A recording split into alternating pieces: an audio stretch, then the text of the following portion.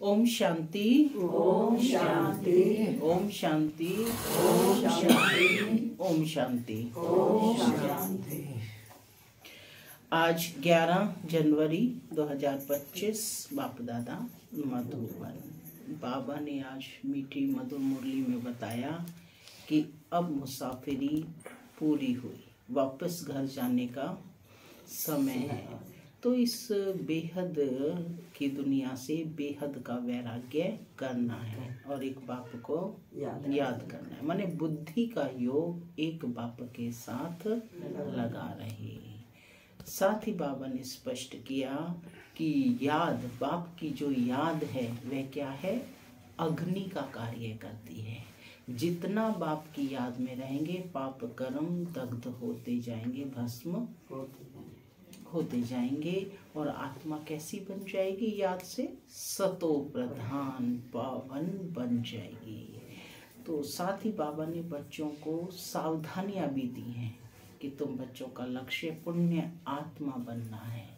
तो पुण्य आत्मा बनने वाले बच्चों को किस किस बात का ध्यान रखना है कि जो भी लेन देन है वह बड़े ही सोच समझ कर करनी है। क्योंकि आपने किसी को पैसा दिया, उसने जाकर के शराब आदि पिया या गलत कार्य में उसका यूज किया तो उसका पाप कर्म आपके भाग्य में आ जाएगा। तो बाबा ने बच्चों को सावधान किया है कि पाप आत्माओं से अब लेन देन नहीं करनी है, क्योंकि तुम्हारा लक्ष्य है पुण्य आत्मा बनना। सुनते हैं आज के डायरेक्ट ईश्वरीय महावाक्य। ओम शांति। बाबा कहते मीठे बच्चे, क्या कहा बाबा ने, मीठे बच्चे, योग अग्नि के समान है जिससे तुम्हारे पाप जल जाते हैं, आत्मा सतो प्रधान बन जाती है। इसलिए एक बाप की याद में रहो, यानी एक बाप की याद में माना योग में रहो। योग अग्नि के समान है जिससे तुम्हारे पाप जल जाते हैं, आत्मा सतो प्रधान बन जाती है। इसलिए एक बाप की याद में रहो। आज की मुरली से प्रश्न है, पुण्य आत्मा बनने वाले बच्चों को किस बात का बहुत बहुत ध्यान रखना है। पुण्य आत्मा बनने वाले बच्चों को किस बात का बहुत बहुत ध्यान रखना है। किस बात का बहुत ध्यान रखना है? बुरे आदमी से लेन देन नहीं करना, यानी लेन देन करते समय हमें ध्यान रखना है। सुनते हैं बाबा का उत्तर। बाबा कहते पैसा दान किसे देना है, इस बात पर पूरा ध्यान रखना है। अगर किसको पैसा दिया और उसने जाकर शराब आदि पिया, बुरे कर्म किए, तो उसका पाप तुम्हारे ऊपर आ जाएगा। तुम्हें पाप आत्माओं से अब लेन देन नहीं करनी है। यहाँ तो तुम्हें पुण्य आत्मा बनना है। आज की मुरली से गीत चला, न वह हमसे जुदा होंगे न हम उनसे, न उल्फत निकलेगी दिल से। ओम शांति। माना मैं आत्मा शांत स्वरूप हूँ, शांति मेरा स्वधर्म है। बाबा कहते मीठे बच्चे अब घर वापस जाना है। ओम शांति। इसको कहा जाता है याद की आग। योग अग्नि माना याद की आग। आग अक्षर क्यों कहा जाता है? आग अक्षर क्यों कहा है? क्योंकि इससे पाप जल जाते हैं। यह सिर्फ तुम बच्चे ही जानते हो कैसे हम तमो प्रधान से सतो प्रधान बनते हैं। सतो प्रधान का अर्थ ही है पुण्य आत्मा। क्या अर्थ है सतो प्रधान का? पुण्य आत्मा। और तमो प्रधान का अर्थ ही है पाप आत्मा। कहा भी जाता है यह बहुत पुण्य आत्मा है और यह पाप आत्मा है। इससे सिद्ध होता है कि आत्मा ही सतो प्रधान बनती है, फिर पुनर्जन्म लेते लेते तमो प्रधान बनती है। इसलिए इनको पाप आत्मा कहा जाता है। पतित पावन बाप को भी इसलिए याद करते हैं कि आकर पावन आत्मा बनाओ। पतित आत्मा किसने बनाया यह किसी को भी पता नहीं है। तुम जानते हो जब पावन आत्मा थे तो उनको राम राज्य कहा जाता था। अभी पतित आत्माएं हैं इसलिए इनको रावण राज्य कहा जाता है। भारत ही पावन, भारत ही पतित बनता है। बाप ही आकर भारत को पावन बनाते हैं। बाकी सब आत्माएं पावन बन शांति धाम में चली जाती हैं। अभी है दुख धाम। इतनी सहज बात भी बुद्धि में बैठती नहीं है। जब दिल से समझे तब सच्चा ब्राह्मण बने। क्या कहा बाबा ने?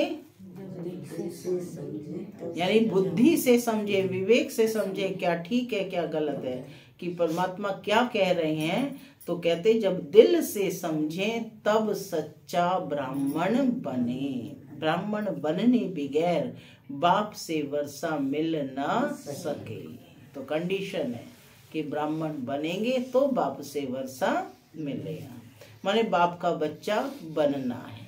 अब यह है संगम युग का यज्ञ। यज्ञ के लिए तो ब्राह्मण जरूर चाहिए। अभी तुम ब्राह्मण बने हो, जानते हो मृत्यु लोक का यह अंतिम यज्ञ है। मृत्यु लोक में ही यज्ञ होते हैं, अमर लोक में यज्ञ होते नहीं। भक्तों की बुद्धि में ये बातें बैठ ना सके। भक्ति बिल्कुल अलग है और ज्ञान बिल्कुल अलग है। मनुष्य फिर वेदों शास्त्रों को ही ज्ञान समझ लेते हैं। अगर उनमें ज्ञान होता तो फिर मनुष्य वापस चले जाते, परंतु ड्रामा अनुसार वापस कोई भी जाता नहीं। बाप ने समझाया है पहले नंबर को ही सतो रजो तमो में आना है, माने इन तीनों स्थितियों से गुजरना है, तीनों अवस्थाओं से। तो फिर दूसरे फिर सतो का पाठ बजाएं, वापिस कैसे जा सकते हैं? बाबा ने समझाया पहले नंबर को ही सतो रजो तमो में आना है, तो दूसरे फिर सतो का पाठ बजाए वापिस कैसे जा सकते? विचारणीय है ना। उनको तो फिर तमो प्रधान में आना ही है, पार्ट बचाना ही है। हर एक एक्टर की ताकत अपनी अपनी होती है ना। बड़े बड़े एक्टर्स कितने नामी ग्रामी होते हैं। सबसे मुख्य क्रिएटर, डायरेक्टर और मुख्य एक्टर कौन है? शिवा। अभी तुम समझते हो कि गॉड फादर है मुख्य, पीछे फिर जगत अम्बा, जगत पिता, जगत के मालिक, विश्व के मालिक।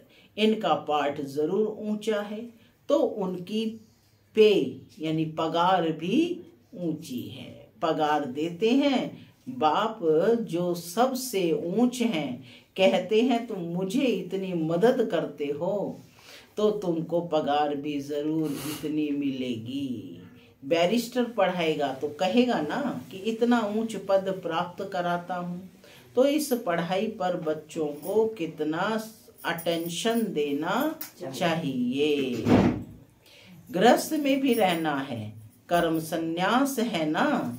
गृहस्थ व्यवहार में रहते सब कुछ करते हुए बाप से वर्षा पाने का पुरुषार्थ कर सकते हैं, इसमें कोई तकलीफ नहीं है। काम काज करते शिव बाबा की याद में रहना है। क्या कहा बाबा ने? काम काज करते शिव बाबा की याद में रहना। शिव बाबा की याद में रहना है। नॉलेज तो बड़ी सहज है। गाते भी हैं कि हे पतित पावन आओ, आकर हमको पावन बनाओ। पावन दुनिया में तो राजधानी है, तो बाप उस राजधानी का भी लायक बनाते हैं, माने चलने के लिए लायक बनाते हैं। इस ज्ञान की मुख्य 2 सब्जेक्ट हैं, अलफ और बे। स्वदर्शन चक्रधारी बनो और बाप को याद करो तो तुम एवर हेल्दी और वेल्दी बनेंगे। बाप कहते हैं मुझे वहां याद करो, घर को भी याद करो। मुझे याद करने से तुम घर चले जाएंगे। स्वदर्शन चक्रधारी बनने से तुम चक्रवर्ती राजा बनेंगे। यह बुद्धि में अच्छी रीति रहना चाहिए। इस समय तो सब तमो प्रधान है। सुख धाम में सुख, शांति, संपत्ति सब मिलता है, वहां एक धर्म होता है। अभी तो देखो घर घर में अशांति है। स्टूडेंट लोग देखो कितना हंगामा करते हैं, अपना न्यू ब्लड दिखाते हैं। यह है तमो प्रधान दुनिया। सतयुग है नई दुनिया। बाप संगम पर आया हुआ है। महाभारत लड़ाई भी संगम की ही है। अभी ये दुनिया बदलनी है। बाप भी कहते हैं मैं नई दुनिया की स्थापना करने संगम पर आता हूँ। इनको ही पुरुषोत्तम संगम युग कहते हैं। पुरुषोत्तम मास, पुरुषोत्तम संवत भी मनाते हैं, परंतु यह पुरुषोत्तम संगम का किसी को पता नहीं है। संगम पर ही बाप आकर तुमको हीरे जैसा बनाते हैं। फिर इनमें भी नंबरवार तो होते ही हैं। हीरे जैसा राजा बन जाते हैं, बाकी सोने जैसी प्रजा बन जाती है। बच्चे ने जन्म लिया और वर्षे का हकदार बना। अभी तुम पावन दुनिया के हकदार बन जाते हो। फिर उसमें ऊंच पद पाने के लिए पुरुषार्थ करना है।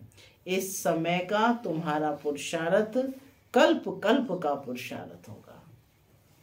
बहुत इंपॉर्टेंट लाइन है। इस समय का तुम्हारा पुरुषार्थ कल्प कल्प का पुरुषार्थ होगा ना। हर कल्प में वही रिपीट होगा। तो कितना महत्वपूर्ण है इस समय का। तो इस समय क्या करना है? बिल्कुल रेगुलर रहना है। ईश्वरीय पढ़ाई में रेगुलर रहना है। समझा जाता है कि यह कल्प कल्प ऐसा ही पुरुषार्थ करेंगे। इनसे जास्ती पुरुषार्थ होगा ही नहीं। जन्म जन्मांतर कल्प कल्पांतर ये प्रजा में ही आएंगे। यह साहूकार प्रजा में दास दासियां बनेंगे। नंबरवार तो होते हैं ना। पढ़ाई के आधार से सब मालूम पड़ जाता है। बाबा झट बता सकते हैं कि इस हालत में तुम्हारा कल शरीर छूट जाए तो तुम क्या बनेंगे। दिन प्रतिदिन टाइम थोड़ा होता जा रहा है। अगर कोई शरीर छोड़ेंगे फिर तो पढ़ नहीं सकेंगे। हाँ, थोड़ा सिर्फ बुद्धि में आएगा।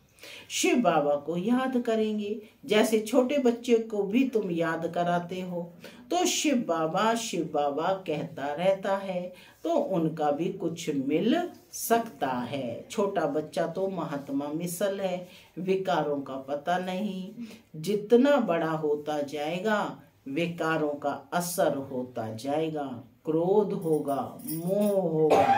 अभी तुमको तो समझाया जाता है कि इस दुनिया में इन आँखों से जो कुछ देखते हो उनसे ममत्व मिटा देना है।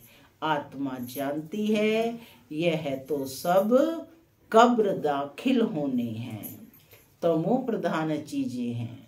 मनुष्य मरते हैं तो पुरानी चीजें करनी घोर को दे देते हैं। बाप तो फिर बेहद का करनी घोर है।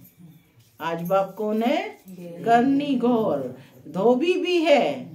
तुमसे लेता क्या है और देता क्या है। तुम जो कुछ थोड़ा धन भी देते हो वह तो खत्म होना ही है। फिर भी बाप कहते हैं यह धन रखो अपने पास, सिर्फ इनसे ममत्व मिटा दो, हिसाब किताब बाप को देते रहो, फिर डायरेक्शन मिलते रहेंगे। तुम्हारा यह कखपन जो है यूनिवर्सिटी में और हॉस्पिटल में हेल्थ और वेल्थ के लिए लगा देते हैं। हॉस्पिटल होती है बीमार के लिए, यूनिवर्सिटी होती है पढ़ाने के लिए। यह है तो कॉलेज और हॉस्पिटल दोनों इकट्ठी है। क्या है ये? कॉलेज और हॉस्पिटल। हाँ, कॉलेज भी है और हॉस्पिटल भी है। इनके लिए तो सिर्फ 3 पैर पृथ्वी के चाहिए। बस जिनके पास और कुछ नहीं है वह सिर्फ 3 पैर जमीन के दे में उसमें क्लास लगा दे। 3 पैर पृथ्वी के, वह तो सिर्फ बैठने की जगह हुई ना। आसन 3 पैर का ही होता है। 3 पैर पृथ्वी पर कोई भी आएगा अच्छी रीति समझकर जाएगा। कोई आया आसन पर बिठाया और बाप का परिचय दिया। बैजेस भी बहुत बनवा रहे हैं सर्विस के लिए। बैजेस लगा रखा है सभी ने। कहाँ गया आपका बैजेस? क्लास में रेगुलर स्टूडेंट होकर के बैजेस नहीं होते। बैज अपने आप में ही सेवा करता है ना। ये बैज कोई साधारण नहीं है, परम पिता परमात्मा के घर से आपको मिला है, तो हमेशा लगाकर आइए क्लास में। तो बाबा कहते हैं बैजेस भी बहुत बनवा रहे हैं सर्विस के लिए। यह है बहुत सिंपल, चित्र भी अच्छे हैं, लिखत भी पूरी है। इनसे तुम्हारी बहुत सर्विस होगी। दिन प्रतिदिन जितनी आफतें आती रहेंगी तो मनुष्यों को भी वैराग्य आएगा और बाप को याद करने लग पड़ेंगे कि हम आत्मा अविनाशी हैं। अपने अविनाशी बाप को याद करें। बाप खुद कहते हैं मुझे याद करो, तो तुम्हारे जन्म जन्मांतर के पाप उतर जाएं। अपने को आत्मा समझ और बाप से पूरा लव रखना है। देह अभिमान में ना आओ। हाँ, बाहर का प्यार भल बच्चों आदि से रखो। बाहर का प्यार माना उनके सभी सुख सुविधाओं का, उनकी आवश्यकताओं को सबको पूरा करो। बाबा ने कहा ना कि इसी को निभाना कहा है कि तोड़ निभाना है, वो भी जिम्मेवारी है ना। तो उन सामाजिक जिम्मेवारियों को भी पूरा करना है। तो कहते देह अभिमान में ना हो। हाँ, बाहर का प्यार भल बच्चों आदि से रखो, परंतु आत्मा का सच्चा प्यार रूहानी बाप से हो। उनकी याद से ही वे कर्म विनाश होंगे। मित्र संबंधियों बच्चों आदि को देखते हुए भी बुद्धि बाप की याद में लटकी रहे। तुम बच्चे जैसे याद की फांसी पर लटके हुए हो। बुद्धि योग कहाँ रहे? बाबा ने कहा ना, कहाँ याद करना है? ऊपर में याद करना है। तो बुद्धि योग कहाँ लटका रहे? ऊपर में। तो याद की फांसी पर लटके हुए हो। आत्मा को देखो, दृश्य देखो कि कैसा है। बाबा ने आत्मा को अपने बाप परमात्मा को ही याद करना है। बुद्धि ऊपर लटकी रहे। बाप का घर भी ऊपर है ना। मूल वतन, सूक्ष्म वतन और यह है स्थूल वतन। अब फिर वापस जाना है। अब तुम्हारी मुसाफिरी पूरी हुई है। तुम अब मुसाफिरी से लौट रहे हो। यात्रा पूरी हुई है तो बाबा कहते हैं अब घर की तरफ लौट रहे हो। तो अपना घर कितना प्यारा लगता है। वह है बेहद का घर। वापस अपने घर जाना है। मनुष्य भक्ति करते हैं घर जाने के लिए, परंतु ज्ञान पूरा नहीं है तो घर जा नहीं सकते। भगवान पास जाने के लिए अथवा निर्वाण धाम में जाने के लिए कितनी तीर्थ यात्राएं आदि करते हैं, मेहनत करते हैं। सन्यासी लोग सिर्फ शांति का रास्ता ही बताते हैं, सुख धाम को तो जानते ही नहीं।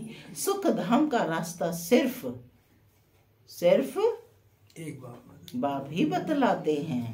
पहले जरूर निर्वाण धाम वानप्रस्थ में जाना है, जिसको ब्रह्मांड भी कहते हैं। वे फिर ब्रह्म को ईश्वर समझ बैठे हैं।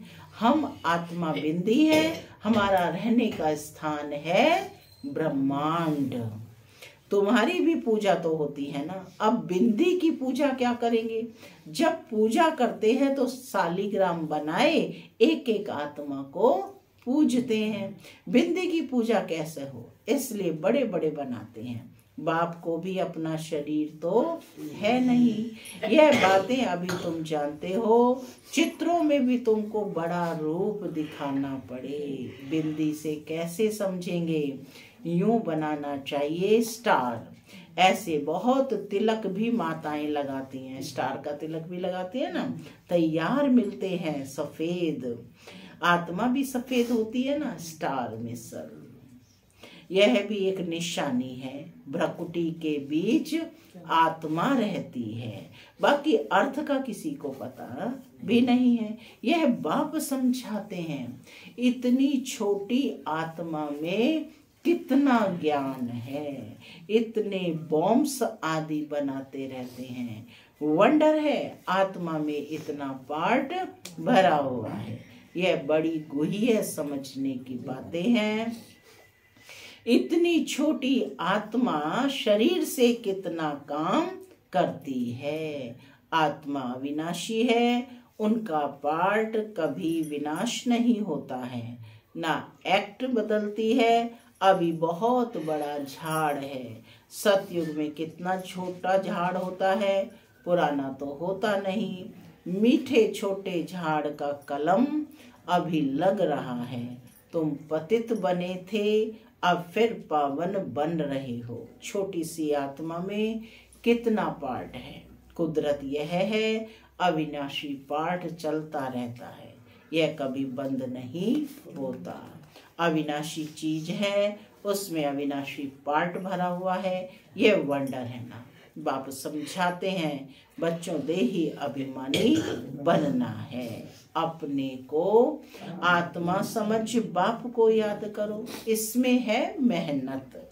जास्ती पार्ट बाबा कहते तुम्हारा है। बाबा का इतना पार्ट नहीं है जितना तुम्हारा है। बाप कहते हैं तुम स्वर्ग में सुखी बन जाते हो, तो मैं विश्राम में बैठ जाता हूँ। हमारा कोई पार्ट नहीं है। इस समय इतनी सर्विस करता हूँ ना, यह नॉलेज इतनी वंडरफुल है, तुम्हारे सिवाय जरा भी कोई नहीं जानते।